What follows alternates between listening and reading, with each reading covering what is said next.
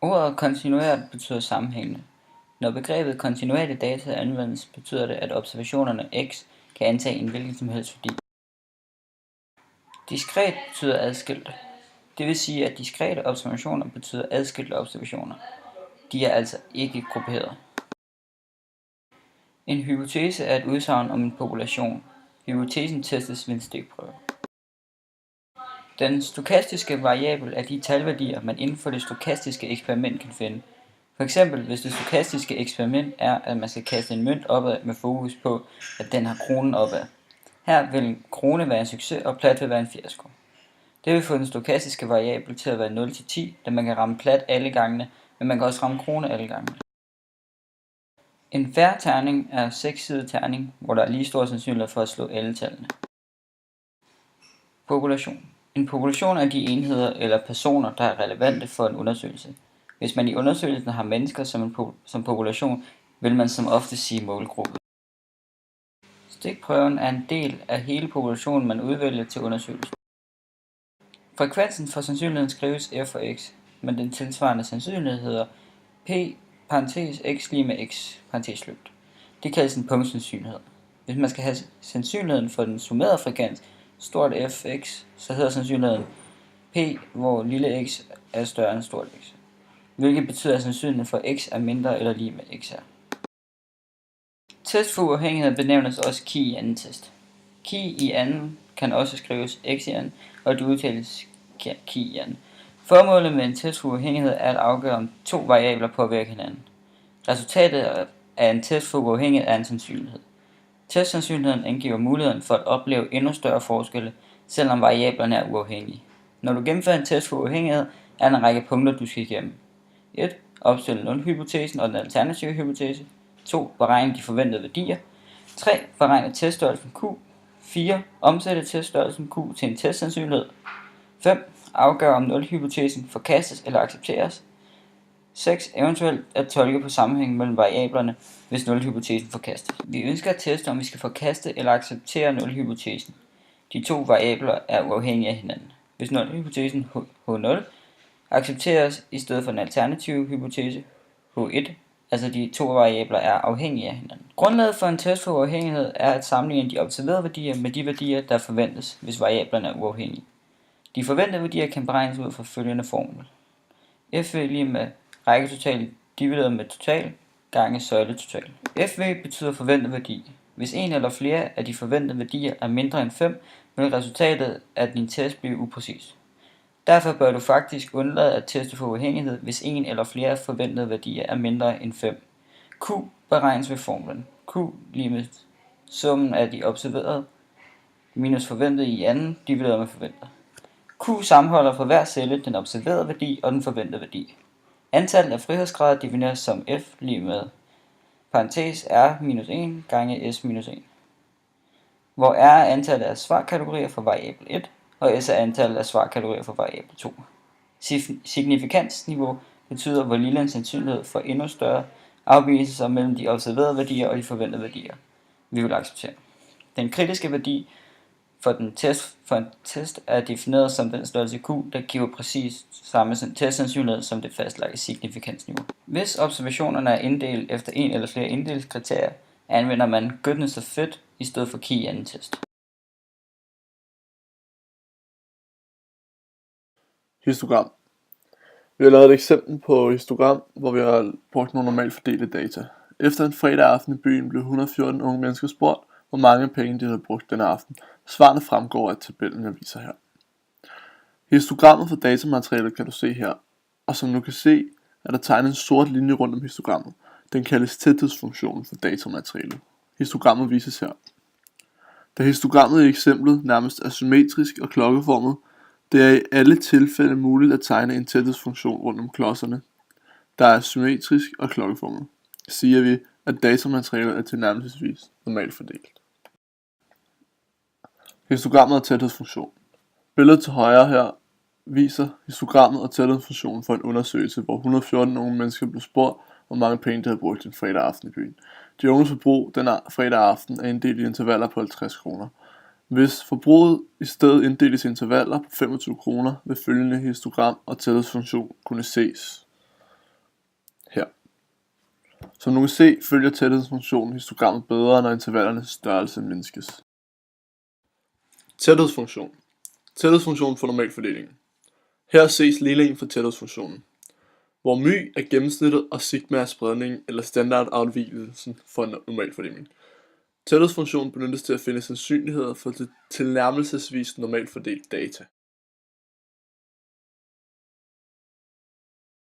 Konfidensinterval, også for my og p.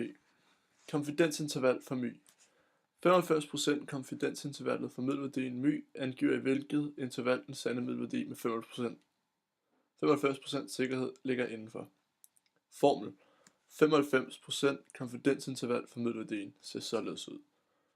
Formlen angiver 95% konfidensintervallet for den sande middelværdi. Intervallet beregnes på baggrund af det bedste bud for middelværdien, som kaldes x. Det bedste bud på spredningen, der kaldes S, samt stikprøvens størrelse n. T-fordeling må vi heller kigge nærmere på, men T 0,025 kaldes T-fraktilen og et tal, og noget vi vil komme ind på senere hen. Konfidensintervallet for P. 90% og 99% konfidensinterval.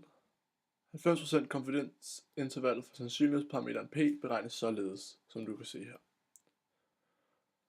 99% konfidensintervallet for sandsynlighedsparameteren P beregnes således.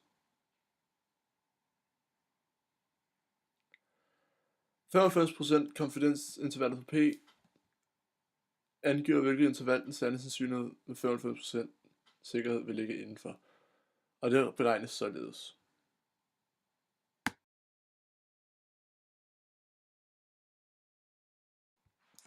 Middelværdi, varians og spredning. For binomialt fordelt data er middelværdien eller gennemsnittet defineret ved. Varians er defineret ved. Og spredning er som altid lig kvadratroden af variansen, altså sigma. T-fordelingen. T-fordelingen er en symmetrisk fordeling præcis som normalfordelingen. Billedet her viser normalfordelingen n 0 til 1 samt t-fordeling t1 og t10. Som du kan se, så er en t-fordeling længere om at gå mod 0. Tallet i parentesen efter t'et kaldes antallet af frihedsgrader, og som billedet viser, kommer t-fordelingen tættere og tættere på normalfordelingen n 0 til 1. Når antallet af frihedsgrader stiger, når t-fordelingen indgår i konfidensintervallet for middelværdien, så skyldes det, at det antages, at middelværdien er t-fordelt. Signifikans. Før man laver testet, skal man blive enig med sig selv om, hvad der skal til, før man forkaster hypotesen. Udkommen af testet er en procentsats. Den angiver, hvor stor sandsynligheden er for at få data, der passer lige så godt eller dårligere til nulhypotesen end de observerede data, under forudsætning af, at nulhypotesen er sand. Typisk må man vælge et signifikansniveau på 5%. Det vil sige, at hvis der givet en nulhypotese er sand, er mindre end 5% chance for at få de observerede data, så forkaster vi hypotesen. Man kan også sige, at signifikansniveauet er risikoen for at forkaste en sand hypotese. Hvis vi gentog vores eksperiment mange gange, vil vi altså i 5% af tilfældene komme til at forkaste vores hypotese, selvom den var sand. Det kan få anledning en til at vælge et lavere signifikansniveau. Men jo lavere man sætter sit signifikansniveau, des sværere bliver det at forkaste nulhypotesen, og derved øger man risikoen for at godtage en nulhypotese, selvom den faktisk er falsk. Det er derfor en afvejning, hvor man sætter sit signifikansniveau, og det er normen, at man bruger et signifikansniveau på 5%. Medicinske forsøg kræver dog tit et signifikansniveau på 1%. Jo større forsøg man laver, des mindre bliver risikoen for både at afvise en sand hypotese og godkende en falsk hypotese, hvis vi f.eks. havde kastet 600 terninger i stedet for 60.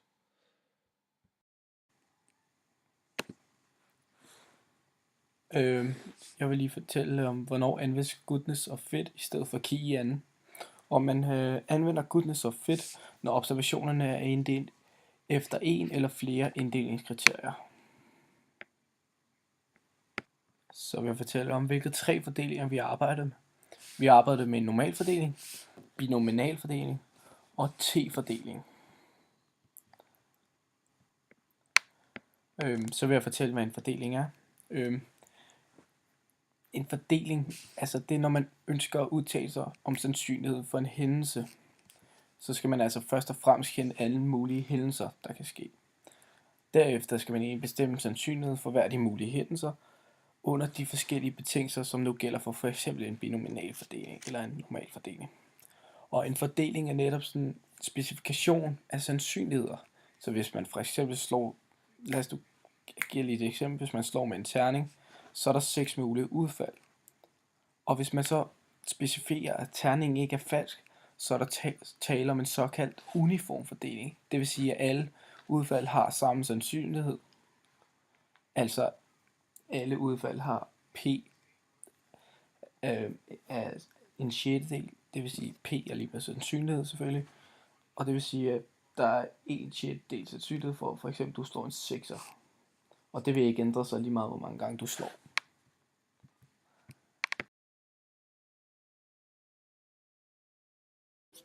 Hvilken fordeling anvendes ved konjunktiv observation?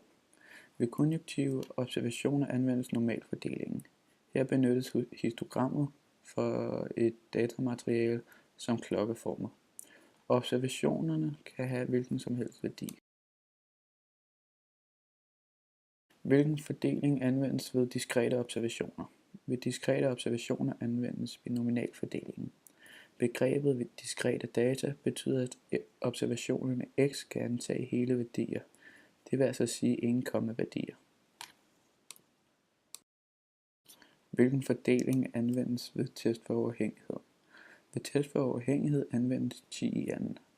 Udtales ki i anden.